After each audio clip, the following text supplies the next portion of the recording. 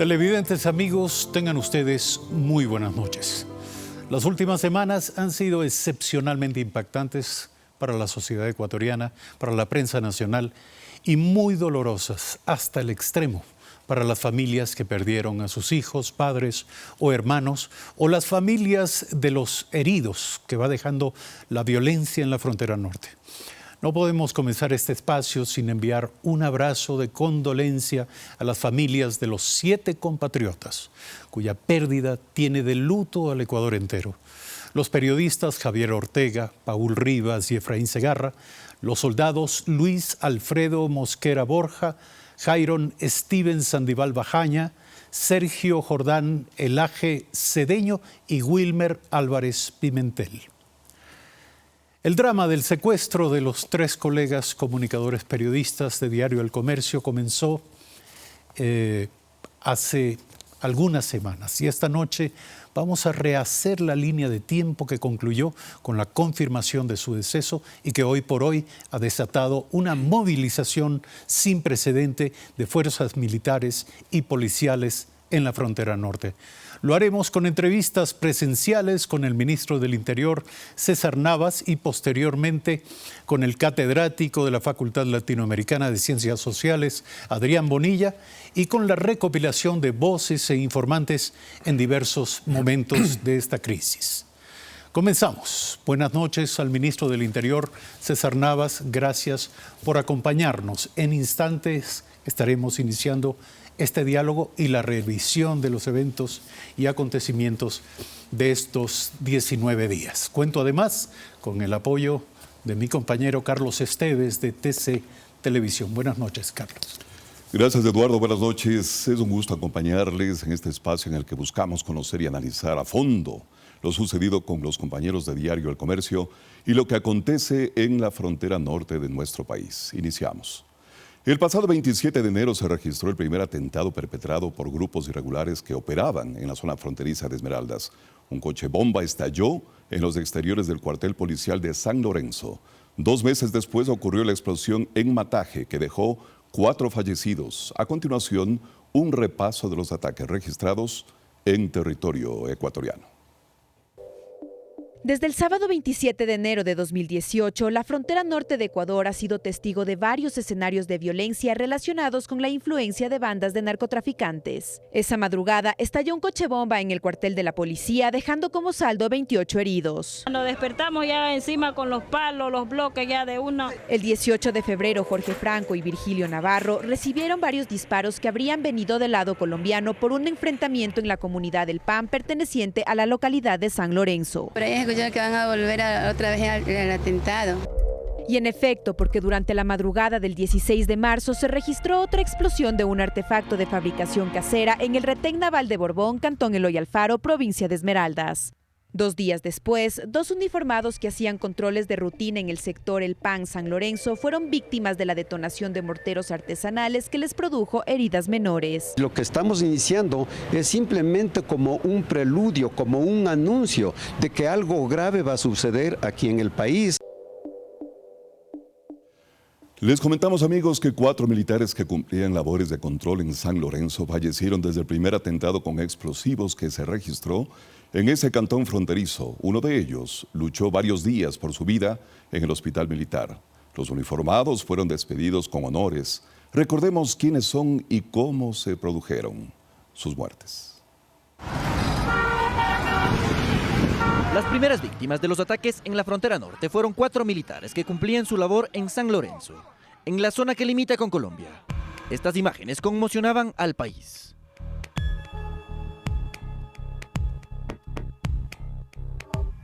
Pues de inmediato se conocía de la muerte de 3 uniformados.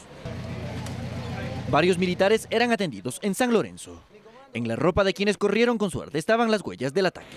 Mientras al hospital militar en Quito llegaban 2 uniformados heridos. Uno de ellos sufrió la amputación de sus piernas. El presidente de la República llegó a esa casa de salud.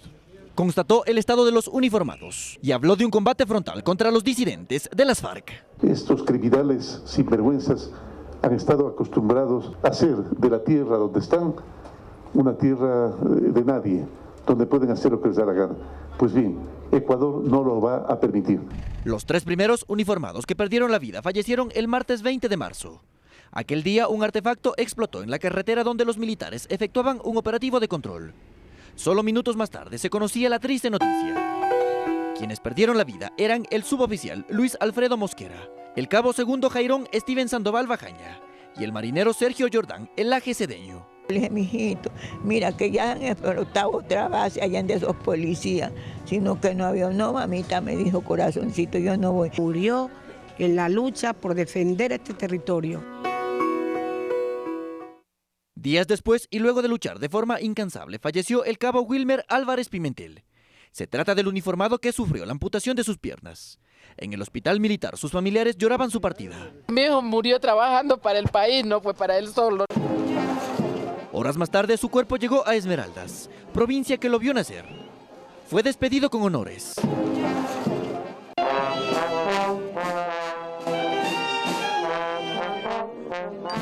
En nombre de tus hermanos, de todos tus tíos, de todos tus amigos, te despedimos con el corazón. Quienes conocieron a los uniformados coinciden que eran amantes de su profesión. Murieron defendiendo su patria, esa por la que ofrecieron entregar su vida. Está claro que cumplieron su promesa. Un país entero llora su partida. Paz en sus tumbas. Ese es el dolor y la pérdida que fue el antecedente de la cadena de eventos que vamos a analizar esta noche. 19 días, la historia de un secuestro. Y el día 1 en este relato es el 25 de marzo de 2018, cuando el equipo del comercio se hospeda en la hostería El Pedregal, San Lorenzo. Se desplazaron en una camioneta Mazda color azul. Al día siguiente, el 26 de marzo, porque se hospedaron a las 22 horas del 25 de marzo, al día siguiente, el 26 de marzo de 2018, a las 7 de la mañana con 10 minutos, el equipo periodístico de diario El Comercio salió de la hostería e informó a los responsables, administradores o quienes atendían la hostería que regresarían esa misma tarde. A las 9 horas con 30 minutos, casi o poco más de 2 horas después, el equipo periodístico llega al control militar donde se realiza un registro de protocolo en la zona. Y ahí se inicia este diálogo. Señor Ministro del Interior, César Navas, gracias por estar aquí. Se ha preguntado por qué se permitió el paso del equipo del comercio. Comencemos por ahí. Buenas noches, Eduardo. Buenas noches a los televidentes. Sin duda alguna, al recordar estas imágenes que hemos visto en los videos, nos llenan de mucha tristeza y nos conmueven. Sin duda alguna, no han enlutado solo a 7 familias, sino que el Ecuador entero lo siente. Y nuestra voluntad como gobierno y como lo ha expresado el presidente de la República, estos hechos no van a quedar en la impunidad. Iremos de forma firme y decidida atrás de estos delincuentes y haremos que paguen ante la justicia los delitos cometidos. Referente a su pregunta, bueno, se establecieron controles militares para el ingreso y salida de las poblaciones, no solo en Mataje, sino en otras poblaciones como La Delicia, El Pan. Pero particularmente a las 09:30 se realiza ingresa el equipo periodístico del comercio y pasa por el control militar de Mataje. De la información que tenemos del Comando Conjunto y del Ministerio de Defensa, se realiza todo el protocolo de registro. Es decir, recordemos que estaba restringido el paso y el acceso, más no prohibido. ¿Y cuál era el protocolo? Porque ya voy para allá, ¿no? Sí. Porque existe ahí una población que necesitan que ingresen víveres, que ingresen el gas, que ingresen medicinas, insumos. ¿Cuál era el protocolo? Que se pasaban los pobladores o las personas que iban a ingresar a Mataje, se revisaban sus antecedentes, existía una información de inteligencia para poder cotejar si estaban relacionados o no a esta organización delictiva, y se procedía también a realizar un registro físico de los vehículos que ingresaban. Y ese protocolo se cumple, ¿verdad?, por parte de la patrulla militar y les registran, queda totalmente registrado. Vamos, muy amable, ministro, vamos a ir avanzando rápidamente en la revisión de estos hechos. Okay. A las 15:30, según la cronología presentada por las autoridades, se presume que es la hora aproximada en la que se produce el secuestro en la zona de Mataje. ¿Por qué se presume esto?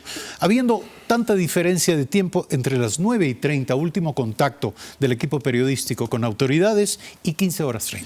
Bueno, ya hay ciertos indicios propios en la investigación que realiza ya la Policía Judicial y las otras unidades especializadas con la Fiscalía, que determinan que la hora aproximada ya del secuestro, cuando ellos son ya retenidos a la fuerza, es a las 15:30, ¿verdad? En ese periodo de ¿Hay tiempo, alguna evidencia? ¿Hay alguna prueba de ello? Bueno, se han recibido ciertos mensajes posteriores, ya cuando vamos a ver en la cronología, cuando ya se toma contacto y demás, que hacen presumir desde el tiempo que se estima el secuestro hasta su desplazamiento y la información que se tiene posteriormente. Porque ahí se desata una cadena de hechos bastante acelerada, podríamos decir. El primer hecho tiene que ver con que a las 16:30, una hora después de la presunta hora del secuestro, se ubica la camioneta en la que se desplazaba el equipo de Diario El Comercio en el sector de Mataje. Yo me voy a dar un salto en el tiempo con esta pregunta, pero el ministro Patricio Zambrano dijo que el 4 de abril, esto es 9 días después, el 4 de abril se recupera recién la camioneta, que sin embargo ya había sido ubicada a las 16:30, 9 días antes. ¿Por qué? ¿Por qué se recuperó 9 días después? Mire, recordemos que estaba un proceso judicial. ¿Dónde estaba? Con la Fiscalía. La camioneta. No, la camioneta estaba en Mataje, estaba a pocas cuadras, inclusive de la vivienda de un familiar de Huacho. ¿Verdad? La camioneta es ubicada el mismo día, pero se hacen las pericias justo después, porque lo que se buscaba era estabilizar la seguridad de la zona y que una incursión o una operación militar o policial no altere el área y que vaya a malinterpretarse como que había una operación que podía afectar la vida de nuestros conciudadanos que estaban secuestrados. Entonces lo que siempre se hizo fue precautelar la seguridad de nuestros 3 conciudadanos. Comprendo. Ahora, una hora después, o hay que decir, desde las 15:30, presunta hora del secuestro, hasta las 17:02, recién se produce una primera comunicación por parte de los secuestradores. Un servidor policial que recibe un mensaje de texto amenazante, cuyo remitente se identificó como alias Huacho y quien le indicó tener en su poder a los 3 periodistas. Esto podría, en la perspectiva de algunos, ser mucho tiempo y en la de otros exactamente lo contrario. Muy poco tiempo, desde las 15:30 hasta las 17 horas. Los secuestradores manifiestan tener a los periodistas. ¿Cómo lo interpretan las autoridades? Bueno, y quiero afirmar algo ahí, ¿no? A través de un mensaje de WhatsApp se recibe esa información de un número colombiano, ¿verdad? Se recibe esa información que estarían detenidos, y ellos utilizan la palabra retenidos, 2 periodistas y un conductor a las 17 horas. Bueno, era un tiempo un poco y está en la cronología del desplazamiento, ¿verdad? Usted me decía, ¿por qué a las 15:30? ¿Por qué determinaron eso? Bueno, tiene que ver justo con el tema del desplazamiento. Se han hecho algunos cálculos periciales para poder determinar eso. O sea, más o menos 1 hora y media tomaba a los secuestradores desplazarse a Colombia. Y tener también la información validada, porque posteriormente vamos a indicar que ya se recibieron algunas pruebas como son fotografías, ¿verdad? Entonces, el haber generado todo esto les tomó aproximadamente 1 hora y media. Muy bien, hay que decir que a partir de allí, el 26 de marzo, exactamente el mismo día, se produce una cadena muy acelerada de hechos que implica una rápida, entendemos, reacción de las autoridades. Se informa a la Dirección General de Inteligencia, esta se reúne con el mando institucional y autoridades del gobierno y el presidente es notificado inmediatamente ese mismo día, lo que desata la conformación de este comité integrado ya por los familiares. Confirme. Sí, así es. Mire, nosotros recibimos la información aproximadamente a las 18 horas, ya con la verificación correspondiente. Se informa al presidente de la República. El señor presidente de la República dispone la creación, por asesoramiento de la UNACE, de un comité de crisis. Este comité de crisis estaba conformado por el ministro del Interior, el ministro de Defensa, el jefe del Comando Conjunto, el comandante general de la Policía, el fiscal general del Estado, que posteriormente delega al fiscal del caso, el defensor del pueblo. Estaba un delegado por cada familia y también un representante del medio de comunicación. Bueno, hay que decir, señor ministro, que quien se comunica por primera ocasión es alias Guacho. ¿Quién es alias Guacho? El canal colombiano RCN tuvo la oportunidad de entrevistar a alias Guacho. Conozcamos un poco más a este hombre por el que Ecuador y Colombia ofrecen hoy una recompensa de $350.000. Realmente yo me llamo Guacho y hemos operado siempre en este alrededor de Nariño, ¿sí? Más o menos del Alto Mira, el Bajo Mira, incluso hasta la zona del Patía. Estuve en el movimiento por 10 años, en el movimiento guerrillero de la SUAR, ¿sí? Tuve un rango de comandante de guerrilla, ¿sí? Entonces, nosotros no nos acogemos al proceso de paz, no era porque no estuviéramos de acuerdo, sino que hubo una desigualdad en los guerrilleros medios, ¿sí? Y la tropa. Entonces nosotros miramos que no hay la necesidad de continuar en un proceso, lo cual el gobierno no nos está cumpliendo, ni a nosotros como guerrilleros, ni al campesinado. Disidente no, es decir, ahorita seguimos activos al frente Oliver Simisterra, ¿sí? Entonces no somos disidentes, somos guerrilleros activos todavía. Él era un compañero nuestro de lucha también, anteriormente, ¿sí? Entonces ya ahí nace la idea que él fue un buen combatiente y tomamos la decisión de ponerle a nuestra guerrilla ese nombre. Este frente contamos ahorita con 250 unidades armadas, aparte de la milicia que tenemos por fuera. Aproximadamente ya llevamos casi 1 año y medio cuestionando y organizando para continuar nuestra lucha proletaria que tenemos. Nosotros lo único que hacemos es recoger el impuestico que nos pagan para sostener el personal, ¿sí? En el narcotráfico eso es muy mentira que nosotros no manejamos. Eso es mentira porque pueden los mismos medios preguntarle a todas las comunidades qué personaje soy yo, ¿sí? Nosotros no estamos en contra de ningún campesino, de ninguna gente, ¿sí? Todos los que ha dicho los medios de comunicación ha sido falso en esto. Este es alias Guacho. Una entrevista que hizo la televisión colombiana cuando aún era accesible. En este momento, por supuesto, hay un operativo de seguridad de Fuerzas Armadas colombianas y ecuatorianas, cada uno del lado de sus fronteras, detrás de este hombre, de alias Guacho. Ahora, la reunión del comité de crisis, donde se informa a las autoridades, esto ya ocurre el 27 de marzo, hay que decirlo, al día siguiente del secuestro. Se reúne este comité de crisis y se informa a las autoridades y familiares sobre la recepción de un video como una prueba de vida, la primera prueba de vida de los secuestradores. Eduardo, aclaremos algo, ¿no? El comité, por primera vez cuando se conforma, es el 26, ¿no? El mismo día en la noche. Y yo quiero aquí, de una vez aprovechar en este espacio, aclarar. El comité en su conjunto toma las decisiones guiados por una unidad técnica que es la UNACE, ¿verdad? Se decidió que el vocero del comité sea el ministro del Interior.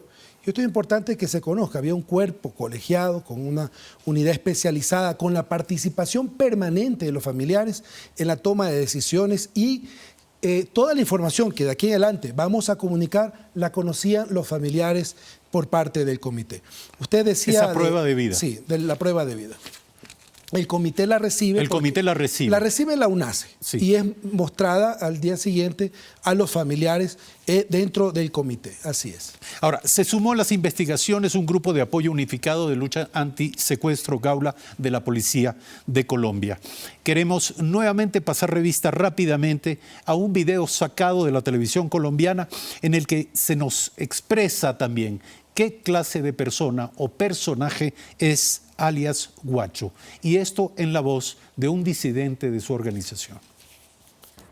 Ahí permanece el antes mencionado alias Cachi, que ahora creo que es capturado. Está alias Guacho, alias Sombra, alias Micri. Está también alias Chiqui, que es uno de los más sanguinarios, de los que asesinan mujeres como por deporte. En la primera entrada de la mina Mují hay una casa grande en la cual pues mantienen guerrilleros de civil.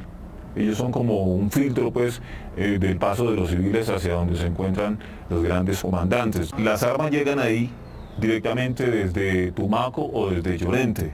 Ellos las transportan en vehículo. Hay un muchacho encargado de hacer como el filtro pues de negociar las armas para poder pasar fusiles. Más que todo son fusiles lo que ellos pasan. ¿Qué otro armamento? Pistolas 7, 9 milímetros, granadas y dentro de cantidad. Ellos siempre hablan entre 1000 y 2000 kilos. Ellos no hablan de pronto de un porcentaje bajito. Ellos siempre trabajan eso por cantidad de kilos de droga, pues, lo que ellos usan para el tema de cristalizadero, lo que llaman los chongos o cocinas que denominan. En el Ecuador ellos tienen un campo de entrenamiento en el cual tienen aproximadamente 1000 hombres que los están entrenando para que las FARC tengan más fuerza. 27 de marzo de 2018, al día siguiente del secuestro. A estas alturas, Ecuador, sus autoridades, ¿tenían alguna idea de con quiénes estaban hablando? Así es, ya conocíamos quién era alias Guacho, cuál es su estructura. Y como decía parte de lo que decía en el video, sí es cierto, otra parte no es cierto. O sea, en el Ecuador no existen formándose ni capacitándose ninguna fuerza subversiva ni terrorista, eso no existe. Pero sí, uno se pone a ver toda esta estructura que está montada en el lado de Colombia. Por eso, usted hacía, Eduardo, una puntualización de lo que sucede en horas de la mañana, ya del día 27. La incorporación al equipo de trabajo de oficiales y técnicos del Gaula, que es el Grupo de Apoyo Unificado de Lucha Antisecuestro de Colombia. Viene a apoyar acá las gestiones por la experticia y la experiencia que ha tenido, ¿verdad? Y ha venido acompañando de forma permanente todo este proceso de los 19 días. Bueno, pero, en fin, habría que recordar el desenlace trágico de todo esto para de alguna manera evaluar o medir lo que ese aporte significó. Pero hay algo que quiero destacar. El 27 de marzo de 2018, a las 17 horas, el Comité de Crisis establece un canal de comunicación exclusivo con alias Guacho para la negociación. ¿Siempre se trató con alias Guacho? Sí, siempre se trató, se presentaba como alias Guacho dentro del canal, pero era un canal, el primer canal de diálogo, digamos así, nace en torno a los atentados que anteriormente habían sucedido en el país, donde pedía a Guacho que se libere a ciertos elementos de su organización y que se quiten los controles, ¿verdad?, a cambio de no seguir efectuando estos atentados. Entonces, al existir un secuestro, la UNACE determina la necesidad de crear un canal exclusivo para tratar el tema de secuestro. ¿Por qué medio? También por WhatsApp, por teléfono. ¿Y estamos hablando ya de una línea desde el Ecuador? No, también es una línea colombiana. Ellos utilizaron la línea colombiana, pero la línea ecuatoriana fue una línea exclusiva solo para tratar el tema del secuestro. Muy bien. El 28 de marzo de 2018, la Unidad Antisecuestros y Extorsión de la Policía brindó acompañamiento y asistencia psicoterapéutica a los familiares de los secuestrados para recién el 29 de marzo de 2018 compartir con los familiares el video de la prueba de vida. Esto es así. ¿Por qué se tomó este tiempo? Bueno, que la prueba de vida la entregó Guacho. O sea, no es que nosotros originamos la comunicación. Y algo interesante, durante los 19 días, de una vez lo puntualizo, solo hubo 5 contactos. Esto demuestra que nunca hubo la voluntad seria de llevar un proceso de negociación. Hubo 5 contactos. Usted interpreta que es poco, 5 contactos. O sea, si usted quisiera llevar a una negociación y llegar a un canje, y ya vamos a analizar todos los esfuerzos que hizo el gobierno y el Estado ecuatoriano para que esto se concrete, o sea, 5 contactos no es nada. Ahora, no solo es el número de contactos, también es la calidad, Así el es. contenido de los contactos. Así es. El 31 de marzo de 2018, según esta cronología, el tono de los contactos era amenazante. Se reciben contactos, digamos, expresiones de amenaza con exigencia de los secuestradores en un tono muy duro y amenazante, es decir, advirtiendo el endurecimiento en el trato a los secuestrados. ¿Qué le decía esto a las autoridades? ¿Qué estaba pasando en ese momento? Bueno, y no solo amenazaron a los secuestrados, sino también a autoridades, y nos pusieron como blancos dentro de su cadena de prioridades en las amenazas que hacían, ¿no? Y le digo a título personal. Pero ¿lo amenazaron a usted? Claro, así es. O sea, ¿de qué manera? ¿Qué dijeron? Bueno, no puedo decir textualmente lo que... No textualmente, pero cierto. Amenazando a la vida del ministro del Interior. Así es, con esas palabras y unos epítetos y otras frases más. Pero el tema aquí es que cuando se hace este análisis, recién se conoce cuáles son las exigencias. Recordemos que hubo un video que dice cuáles son las exigencias puntuales en el proceso de negociación por parte de ellos. Y los canales adecuados de la UNACE, los equipos técnicos que estaban trabajando, comenzamos desde ya a trabajar por disposición y esto fue puesto en conocimiento del presidente de forma permanente, las resoluciones del comité, en buscar las vías de los 4 escenarios que siempre se plantearon. Y el principal era el tema de la negociación. Ese era el principal. El segundo escenario era que los entreguen sin que exista la negociación. El tercer escenario era un rescate. Y el cuarto escenario, el fatal, el que sucedió. Ministro, no quiero cerrar el tema de los mensajes amenazantes. Y esto porque mi primera duda es ¿quién preparaba las respuestas? ¿Usted era el negociador? No, yo no era el negociador. Había un equipo técnico de la UNACE.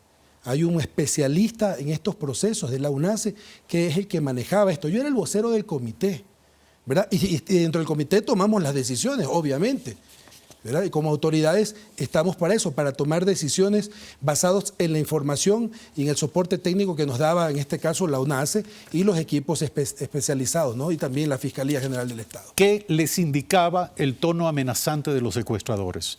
¿Que los secuestradores realmente estaban imponiendo o pretendían imponer condiciones que permitan la liberación de los secuestrados? No, porque no era fluido la comunicación. O sea, si usted se pone a ver, en ese día no hay comunicaciones hasta después de 2 o 3 días posteriores. Cuando se les dice que hay toda la voluntad y se manda un video de uno de los privados de libertad sobre los cuales él lo había requerido como parte del intercambio. Y esta persona, no sé si tengan ustedes el video, les dice textualmente que el gobierno está haciendo todos los esfuerzos para agilitar el proceso de su liberación. Al mostrar este video, que en efecto tenemos y lo vamos a presentar, de alguna manera nos estaríamos adelantando unos días en la línea de tiempo. Sin embargo, creo que es importante, dado que usted lo ha mencionado, que nuestros televidentes lo vean y lo escuchen. Bueno, lo que entiendo, como le estoy explicando, que el gobierno nos está ayudando muchísimo con el procedimiento y todo eso y nos van a liberar lo más pronto posible, si Dios quiere, y pues que todo se está dando muy bien y que no estoy bajo ninguna presión de así. Así se comunicaba uno de los miembros del grupo de alias Huacho con Huacho. Sí, pero para puntualizar algo, Eduardo, hay un video previo del mismo privado de libertad que le dicen que ya se han hecho las coordinaciones, porque me permito decir que era un tema de Estado. Coordinamos personalmente, por disposición del presidente, con el Consejo de la Judicatura, con la Fiscalía General del Estado, para agilitar el proceso judicial y tener una sentencia que le permita tomar la decisión al presidente de la República en el caso de la negociación para un indulto. Entonces, hay un video previo a esto donde él también le comunica que se ha coordinado con todos los entes. Le digo, no tenía ni abogado defensores, tuvo que poner defensor público y demás. Y la Defensoría Pública también ayudó en este proceso. Ahora, o sea, señor ministro, esta cadena de legalidad era incomprensible para los secuestradores. Era incomprensible para los secuestradores, pero estamos en un Estado de Derecho. para poder dar el indulto tenía que tener una sentencia y se agilitaron todos los procesos judiciales para llegar a la sentencia. Si todo hubiese marchado de acuerdo a lo planeado, sin el terrible desenlace que todos conocemos, ¿cuándo se hubiera liberado a esta? La próxima semana. Adelantamos la audiencia, se adelantó la audiencia, o sea, hay cosas que le digo que dentro de esta coordinación que se hizo para poder alcanzar el menor de los tiempos, y esto fue informado dentro del comité a la familia, y nos pusimos un horizonte de 2 a 3 semanas, que posteriormente la bajamos a casi 1 semana y media. Pero hay tiempos procesales. Esto significa que el secuestrador, que alias Guacho, el cabecilla de este grupo, sencillamente no quiso esperar. No tuvo voluntad nunca de negociar. Sencillamente, usted se da cuenta todos los esfuerzos que se hizo como Estado, las comunicaciones, se le informó. Y él a partir del día 7 ya no tiene nunca más contacto con nosotros. No evidencia ningún otro contacto.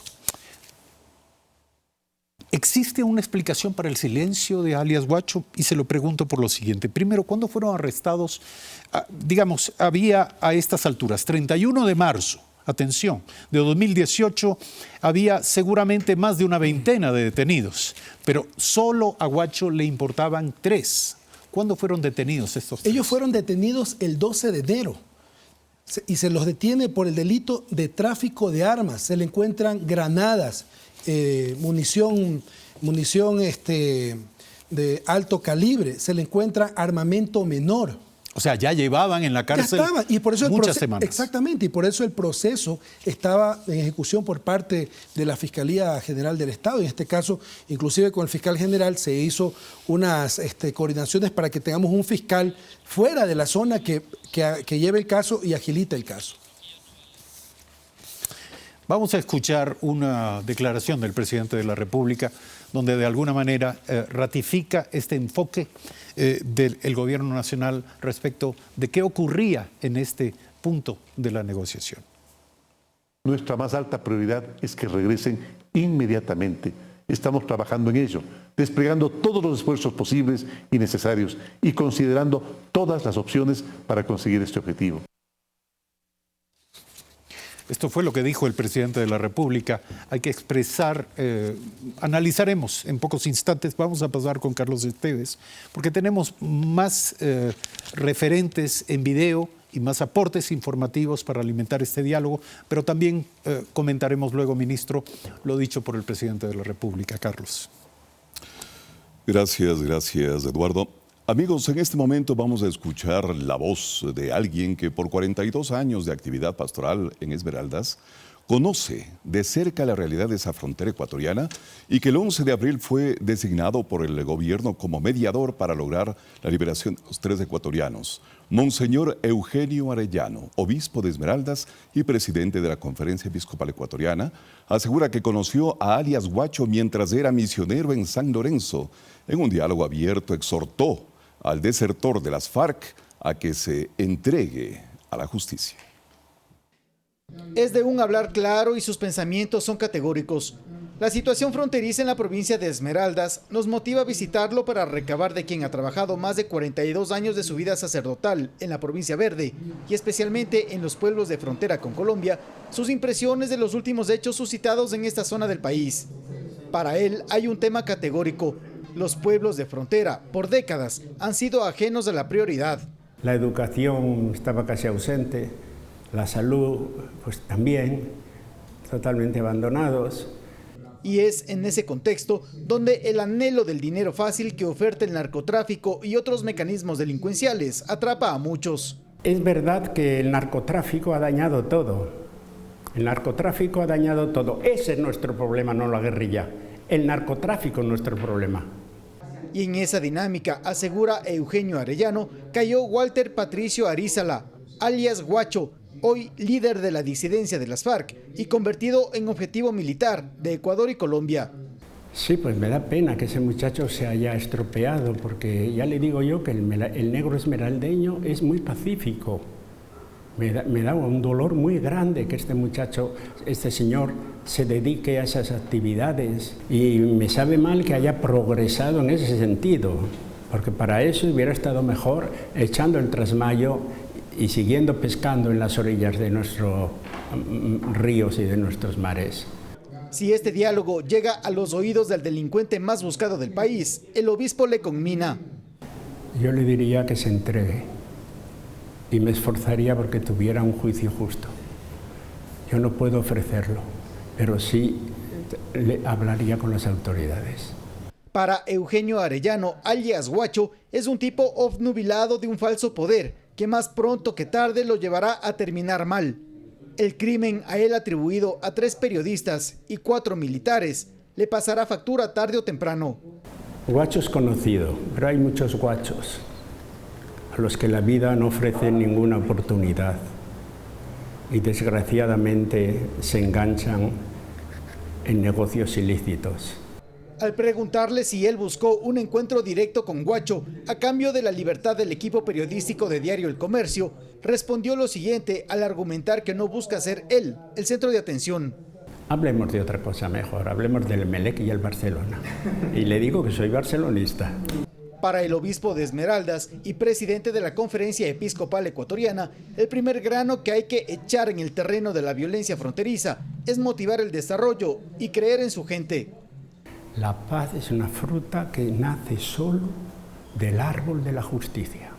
Monseñor Arellano cree, a partir de este último argumento, en las buenas intenciones del presidente Moreno de buscar mejores condiciones en los poblados de frontera, no solo de Esmeraldas, sino de Carchi y Sucumbíos, amenazados por un conflicto colombiano que, por un lado, cerró la ventana a la existencia de las FARC como guerrilla, pero dejó entreabierta la puerta al brote del narcotráfico y otros mecanismos de violencia.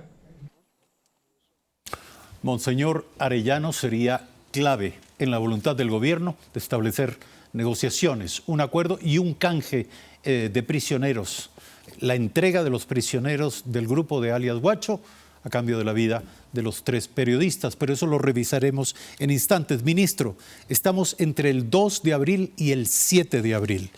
El 2 es un día clave. Se difunde por un medio colombiano un video en el que se señalan los requerimientos de los secuestradores y las condiciones para devolver a los periodistas, el intercambio de los 3 detenidos ya mencionados y la anulación de un convenio entre Ecuador y Colombia. ¿Cómo reaccionan las autoridades? Bueno, recibimos eso recién el 2, justo para poder revisar quiénes eran los 3 que requerían, ¿verdad? Y claro, el convenio ni existe, un supuesto convenio. El convenio ni existe. Lo que estábamos haciendo nosotros como fuerza pública de nuestro país era el control de la frontera por parte de Fuerzas Armadas en lo que le responde en su misión constitucional y de parte de la policía. ¿Pero cómo se le hace a los secuestradores entender que tal convenio Bueno, se les explicó ¿O de qué y estaban por hablando? eso nosotros, inicialmente, dentro de todo este proceso, ese mismo día, ya se agilitan todas las acciones que nos permitan tener el cumplimiento de la sentencia para ver si se podía o no se podía dar el indulto. Es decir, todo esto fue informado y hubo decisiones dentro del comité que se tomaron ese mismo día 2. Pero ¿qué pasa? Como usted dice, ¿La comunicación la controlaba alias Guacho? Esto es, él se comunicaba a voluntad con el gobierno ecuatoriano, pero viceversa no había, porque nosotros podíamos escribir y escribíamos para tener contacto con él y no se comunicaba. Por eso le decía, en todos estos 19 días, aparte de que recién en esta comunicación se conoce tácitamente cuáles son sus requerimientos, ¿verdad? Hubo solo 5 comunicaciones y la última fue el día 7. Por eso, como usted decía, el día 7 es un día clave, porque a alias Guacho ese día en la mañana se le manda el video que ustedes acaban de proyectar del privado de libertad, donde dice ya el gobierno está encaminando todas las acciones para nuestra liberación. Y a partir de eso, y él recibe ese mensaje y a partir de eso no ha existido contacto. ¿Qué ocurrió, ministro? Bueno, yo reitero, no existió nunca la voluntad real de llegar a la negociación. Nunca hubo la voluntad real de llegar a la negociación. Mire, nosotros agilitamos no solo esos procesos, ahorita que le vi el tema del ¿Usted cree que en algún Monseñor? momento los secuestradores fueron, dado que ustedes no tenían comunicación con ellos, fueron adecuadamente informados a través de los medios disponibles, los medios de señal abierta o las redes sociales, adecuadamente informados de que existía la voluntad por parte del presidente de la República, lo dijo, estábamos dispuestos a hacer todo para lograr el regreso de los periodistas? ¿Usted cree que los secuestradores se enteraron de ello? Sí, Sin duda alguna que sí. Mire, tenían un canal, la información que salían de ellos, esos boletines y demás, lo estaban triangulando a través de Tumaco a una fuente periodística en Colombia y de ahí lo proyectaban. Y tenían información de las voluntades que tenía el gobierno, desde el ámbito periodístico, porque cuando existían las comunicaciones se decía que el gobierno quería avanzar en una negociación que nunca se consolidó. Nunca se consolidó. Esto nos lleva al 11 de abril de 2018, por disposición, según la cronología del presidente de la República, un delegado de la Iglesia Católica, Monseñor Arellano, a quien vimos, sería el mediador para el canje. Sí, ahí yo quiero aclarar, no iba a participar en el proceso de negociación la Iglesia en su conjunto, sino que iba a participar ya en el proceso del canje. La negociación se estaba llevando a cabo por los equipos técnicos y la Iglesia iba a participar en el canje. Así es. Entonces, en la mañana de ese día hubo la reunión con la Iglesia, se coordinó con las autoridades de la Iglesia para poder llevar a cabo esta misión que teníamos con la Iglesia del intercambio. Porque esto nos lleva a un día fatídico. El 12 de abril de 2018 se reciben fotografías de los secuestrados aparentemente sin vida. ¿Qué pasó, ministro? ¿Qué pasó? ¿Qué pasó en el... Primero, ¿cuál es la reflexión de primero, ustedes, de el día 11 y de los equipos? Sí, primero el día 11 se recibe, recuerde, un boletín que decían que ya los habían asesinado. Se recibe el día 11 en la tarde. Y posteriormente, el día 12, se reciben las fotografías. Y hubo un pronunciamiento del gobierno ecuatoriano en torno a que con las fotografías, las pericias iniciales, por la temporalidad y para informar al país, no eran concluyentes porque solo se veía el rostro de una sola de las personas que estaba ahí. Y lo mismo pedimos también el apoyo a Colombia para poder verificar y llegaron a la misma conclusión. Sin embargo, el presidente de la República decide el regreso de su viaje a Lima, a la capital del Perú, y hace una declaración que queremos recordar a todos. De los esfuerzos realizados se ha confirmado que estos criminales parecería que nunca tuvieron la voluntad de entregarlos sanos y salvos. Es muy probable, lo decían los directores de medios de comunicación hace un momento, que lo único que hayan querido es ganar tiempo. En forma particular pienso que en el periodo anterior se practicó excesiva permisividad. Claro, vivíamos una paz, pero vivíamos una paz en la cual se permitía que la droga transite por nuestro territorio. Es por eso que con mucha frecuencia había barcas que se viraban y por eso había paquetes de droga que asomaban en las costas de nuestro país, principalmente en Manabí y Esmeraldas. Eso tomamos la decisión nosotros de que no lo vamos a permitir. No lo vamos a permitir. E inmediatamente ordenamos que contingentes de Fuerzas Armadas, 12.000 integrantes de nuestra policía y nuestro ejército vayan a combatir con este flagelo de la humanidad. El presidente de la República habla aquí de una frontera permeable. Vamos a dar la bienvenida a Adrián Bonilla, catedrático de la Facultad Latinoamericana de Ciencias Sociales, quien se suma a este diálogo con el ministro de Gobiernos del Interior, César Navas. ¿Esa frontera permeable ha venido siendo una realidad por cuánto tiempo? Bueno, desde la fundación de las dos repúblicas. De hecho, la mayoría de los límites de los países latinoamericanos al nacer se establecieron más o menos arbitrariamente. Son sociedades que tienen intereses comunes, que tienen problemas comunes. La frontera siempre ha sido permeable. Sin embargo, el presidente de la República parece aludir a una suerte de connivencia o tolerancia que se produjo en los últimos años y en referencia probablemente directa a la década previa. Creo que debemos distinguir varios periodos en la relación conflictiva que se establece en la frontera. Durante algún tiempo en el Ecuador se pensó que era posible aislarse del conflicto colombiano. Claro, cuando el conflicto colombiano giraba alrededor de fuerzas políticas armadas que tenían un mando unificado y una estrategia. En estos momentos no estamos en una situación igual a la que teníamos en la década pasada. Se trata de un fenómeno de carácter transnacional que atraviesa toda la región andina, que atraviesa Centroamérica, que ha incendiado de alguna manera, metafóricamente se puede decir, México, que involucra a varias sociedades industrializadas, que ha generado violencia en Perú, en Brasil, en todo el continente. Se trata de un fenómeno de carácter global que articula varias prácticas ilegales. Eso es lo que tenemos como escenario, como telón de fondo de lo que ha ocurrido en las últimas semanas. A su regreso del Perú, el presidente dijo, tal vez cerraremos mirando este video, el presidente dijo ya basta.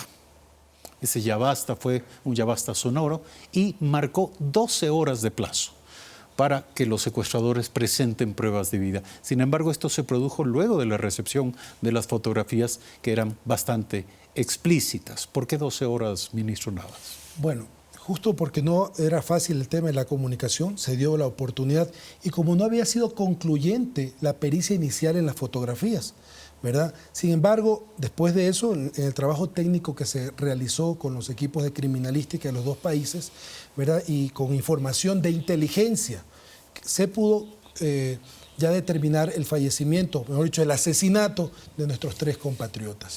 Hay un mapa que queremos compartir con nuestra audiencia y con nuestros invitados. Ahí lo tenemos. En ese mapa se observa la presencia de fuerzas de distintas corrientes. Están fuerzas del ELN y están fuerzas del Clan del Golfo, Residual Guacho, Residual David, es decir, son varios actores militares que están allí presentes y en donde vemos algunas de sus áreas de influencia. La pregunta es, ¿a qué nos enfrentamos? El presidente de la República ha enviado fuerzas de carácter extraordinario a la provincia de Esmeraldas y en ese momento están actuando allí. Sin embargo, lo que ocurre al otro lado de la frontera. ¿Qué es lo que cabe esperar, ministro Navas? Bueno, yo recojo lo que dice Adrián, esa es la realidad, ¿verdad? No hay que abstraerse de esa realidad, lo que está pasando en la región, en nuestra región andina y también en Centroamérica y Norteamérica. En el entorno de esto se atomizó el conflicto, ¿verdad? Lo que anteriormente eran las columnas móviles de la FARC, hoy se han transformado en grupos armados organizados residuales, en grupos delictivos que están trabajando, entre comillas, digamos así, para los carteles mexicanos, para poder sacar la droga por el país. Quiero alertar a nuestro director que tenemos también un video, declaraciones del vicepresidente de Colombia, que quisiéramos también compartir con nuestros invitados. Pero este es el mapa, el que observamos en este momento, de las zonas de cultivo. Es una zona muy extensa. Evidentemente, sobre esta zona no hay un control o una presencia militar estable, fija. ¿Qué va a ocurrir? Bueno, es el lado colombiano y nosotros hemos conversado con nuestros pares y el día de mañana vamos a tener una reunión aquí en el país, la reunión 3+2, justo nuestra canciller ha coordinado esta reunión en su visita a la cumbre y el día de mañana va a estar la delegación de Colombia, porque tiene que haber una presencia del Estado colombiano, una presencia real en esta zona de frontera. Estamos hablando casi de 70.000 hectáreas de cultivo de coca entre el departamento de Nariño y Putumayo, ¿no? Y por lo visto son 70.000 hectáreas en manos no de un solo grupo, sino custodiadas y gestionadas por varios grupos insurgentes o delictivos. Vamos a ver las declaraciones de hace muy pocas horas del vicepresidente de Colombia que nos van a permitir entender qué va a ocurrir dentro de poco. Había él movilizado un grupo residual, pero particularmente un individuo que de origen ecuatoriano, con 26 años de edad, está altamente vinculado al mundo del narcotráfico. El único propósito criminal de ese individuo es favorecer los intereses mafiosos del crimen organizado y transnacional. Y por esa razón, desde hace ya meses el gobierno colombiano lo declaró objetivo de alto valor militar y hay sobre él una operación que nosotros esperamos sea concluyente. Llegó la hora de terminar con la actividad criminal de Guacho. ¿Usted cree que el gobierno colombiano va a actuar en esta dirección con la suficiente contundencia y efectividad? Porque hay que mencionar que Guacho no es un problema de ayer, es un problema de hace muchos días. Y data... 10 años militó en la FARC, ¿no? 10 años militó en las FARC, pero más allá. En el año 2017, Guacho fue claramente señalado como el autor de una matanza en Tumaco. Así es. Y sin embargo, y en aquel tiempo el presidente colombiano Juan Manuel Santos ya instituyó una recompensa por la captura o por algún dato que conduzca a la captura de Huacho, y eso no produjo nada. Le pregunto, ¿cuáles son las perspectivas en esta materia? Bueno, justo para mañana tenemos esta reunión con los ministros y el día martes tenemos la Convifron. Se han establecido unos planes especiales y sin duda alguna nuestro objetivo también de alto valor en nuestro país es Huacho. Pero sobre todo que no se pierda nunca la perspectiva, y coincido ahí también con lo que decía Adrián, en este análisis de toda la frontera, ¿verdad? Es nosotros cuidar toda la frontera. Es una frontera muy compleja por las condiciones geográficas. Pero ahí está el esfuerzo de nuestra Policía Nacional y de nuestras Fuerzas Armadas. Adrián Bonilla, brevemente, antes de pasar a otro video, a otro producto informativo que nos va a ayudar a analizar esto. Brevemente, ¿cuáles son los comentarios? ¿Qué cabe esperar de lo dicho por el vicepresidente colombiano? Bueno, el problema va a ser un problema de mediano, de largo plazo. No es un problema que vamos a resolverlo en forma inmediata. Se trata de una lucha por el control del espacio, por control del territorio. 26.000 hectáreas de cultivos ilegales están en Nariño, fronterizo, en el noroccidente con el Ecuador. 22.000 en Putumayo, en la frontera ecuatoriana. Casi la tercera parte de la producción agrícola ilegal en Colombia. Esto es muchísimo. Además, en los últimos 4 años, la producción ilegal agrícola en Colombia ha crecido.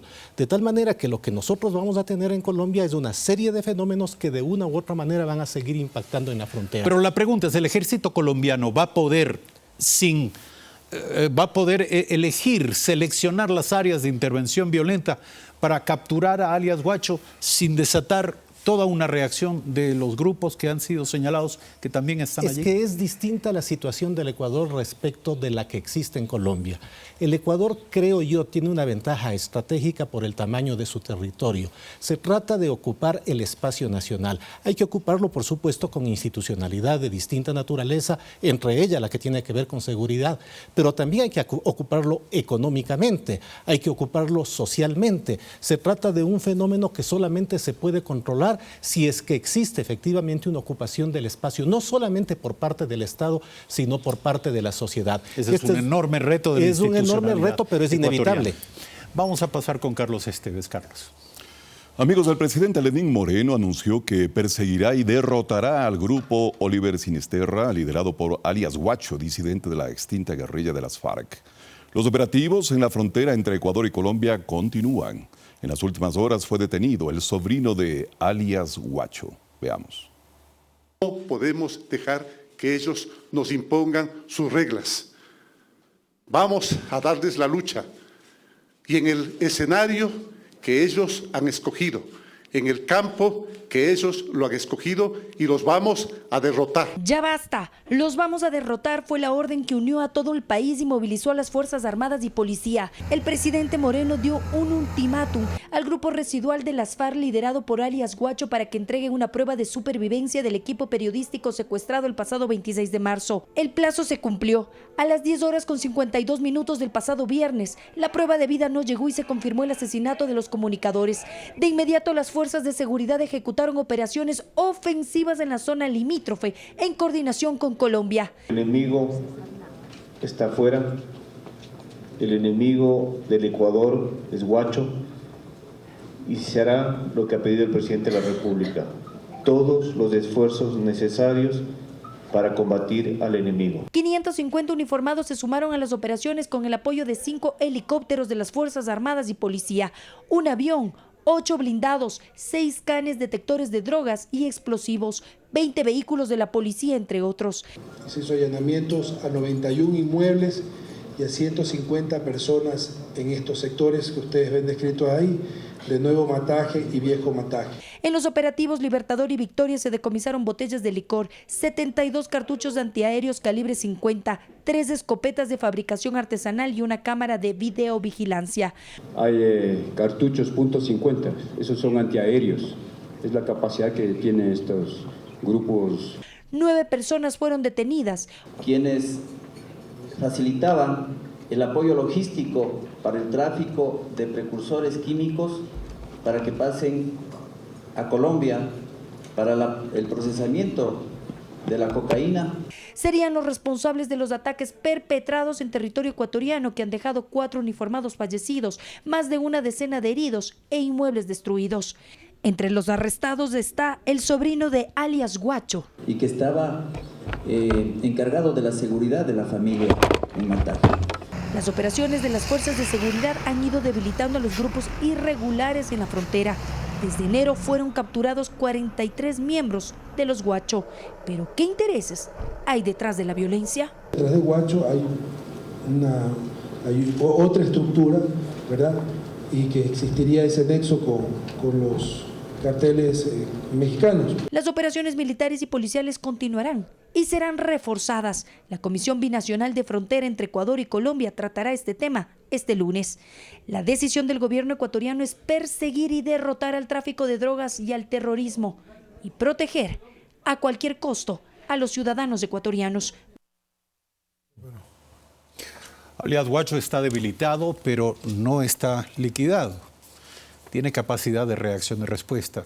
¿Qué pasará en las próximas horas en virtud de la reunión de este Comité Binacional de Fronteras? ¿Y qué hace el Ecuador? ¿Qué hacen las fuerzas ecuatorianas si siguen siendo atacadas desde el lado colombiano? Bueno, justo vamos a ajustar ciertos protocolos de parte de la necesidad de tener presencia permanente de Colombia en el límite político internacional. Y sin duda alguna es un problema, como lo decía Adrián, que no se va a solucionar en semanas ni en meses. Vea que la campaña Atlas que tiene Colombia para intervenir militarmente esta zona está hablando de casi de 10 años. Le va a tomar 10 años recuperar el control de esa zona. Entonces el Ecuador tiene que hacer una presencia también permanente, y yo aquí quiero destacar que el presidente de la República creó ya, a través de un decreto ejecutivo, una Comisión Nacional de Seguridad Fronteriza con una visión integral de desarrollo. No solo tiene que ver los temas de seguridad. Sin duda alguna, si no hay desarrollo en la zona, no vamos a poder consolidar la convivencia social pacífica en esta zona. Adrián Bonilla, ¿qué cabe esperar? Bueno, lo que el Ecuador requiere probablemente es una estrategia de largo plazo, de mediano plazo y por supuesto también una inmediata que dé cuenta de los fenómenos de violencia que en estos momentos están apareciendo. Pero es un fenómeno de control del espacio nacional, es un fenómeno territorial, tiene que ver con disputas por el uso de canales, por ejemplo, de comunicación, de tráfico de precursores de drogas ilegales, de tráfico de personas, de tráfico de estupefacientes ilegales. Es control del espacio, y el espacio no se controla exclusivamente con militares y con policía, y ciertamente no se controla con bases militares extranjeras de ninguna manera. Se controla con presencia de la sociedad, se controla con economía y se controla también con institucionalidad. Muchos quisiéramos creer que lo que ocurre está solamente ceñido a esta franja, pero muy probablemente no es así. El narcoterrorismo tiene brazos muy largos. La pregunta es, ¿pueden atacar en cualquier punto del territorio ecuatoriano? ¿Tenemos esto claro? ¿Las autoridades lo tienen claro? Así es, ¿no? Y hay un trabajo permanente de los subsistemas de inteligencia. Algo también que hay que dejar claro, ¿no? La planificación de esto ha sido dinámica, por eso desde el mes de septiembre del año anterior hubo la movilización de las fuerzas al territorio, ¿verdad? No es que ha sido una improvisación, ¿no? Se ha venido trabajando esto y se seguirá trabajando. Reiteramos, ¿no? Aquí tenemos que estar todos unidos ante un problema existente. Un problema que está pasando del lado de Colombia, pues, sin duda alguna tiene también una repercusión en nuestra zona de frontera. Muchísimas gracias, señores, por haber aceptado esta invitación a este especial 19 días, la historia de un secuestro. El ministro César Navas, ministro del Interior, y Adrián Bonilla, catedrático de la Flaxo, Facultad Latinoamericana de Ciencias Sociales. Gracias a ustedes por seguirnos en todo el territorio ecuatoriano, y dejo a mi compañero Carlos Esteves a cargo de la despedida de este especial. Gracias, Eduardo. Amigos, este ha sido un aporte de los canales TC Televisión, Gama y Ecuador TV en torno al secuestro y muerte de los 3 periodistas ecuatorianos en medio del estupor e indignación que ha conmocionado a la conciencia nacional e internacional. Hacemos un llamado a la serenidad y unidad para enfrentar este flagelo. Señoras y señores, muy buenas noches.